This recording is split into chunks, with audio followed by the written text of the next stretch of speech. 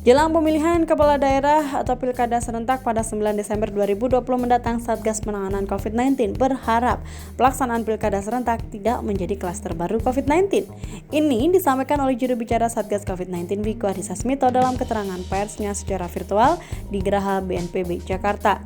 Ada 4 hal penting yang tak boleh diabaikan saat pelaksanaan pilkada 9 Desember mendatang. Masyarakat harus menggunakan hak pilihnya, patuhi protokol kesehatan saat pencoblosan. Ketiga, calon kepala daerah agar tidak melakukan kampanye yang memicu kerumunan. Dan terakhir, Bawaslu di daerah segera ambil tindakan tegas jika menemukan calon kepala daerah yang tidak mematuhi prokes. Masyarakat pemilih harus menyadari pentingnya peran kepala daerah untuk membawa masing-masing daerah bangkit dari COVID-19. Saya benar-benar berharap masyarakat dapat menggunakan hak pilihnya untuk memilih pemimpin yang bertanggung jawab dan memiliki kapasitas serta komitmen untuk memimpin daerah di tengah masa pandemi.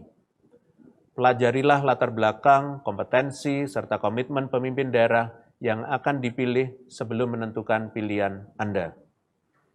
Poin lain yang tak kalah pentingnya, pilihlah pemimpin yang menaati aturan-aturan terkait protokol kesehatan saat melakukan kampanye. Karena hal ini dapat menjadi cerminan tanggung jawab pemimpin ke depannya.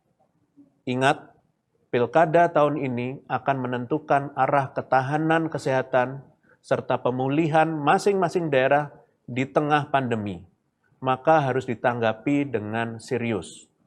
Kedua, saya meminta kepada masyarakat untuk selalu mematuhi protokol kesehatan dalam gelaran pilkada 2020 ini.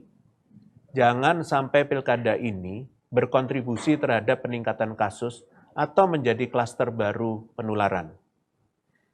Gelaran pilkada dapat berlangsung aman apabila semua pihak yang terlibat disiplin untuk menerapkan semua protokol kesehatan serta mengikuti arahan yang telah ditetapkan oleh KPU terkait penyelenggaraan pilkada.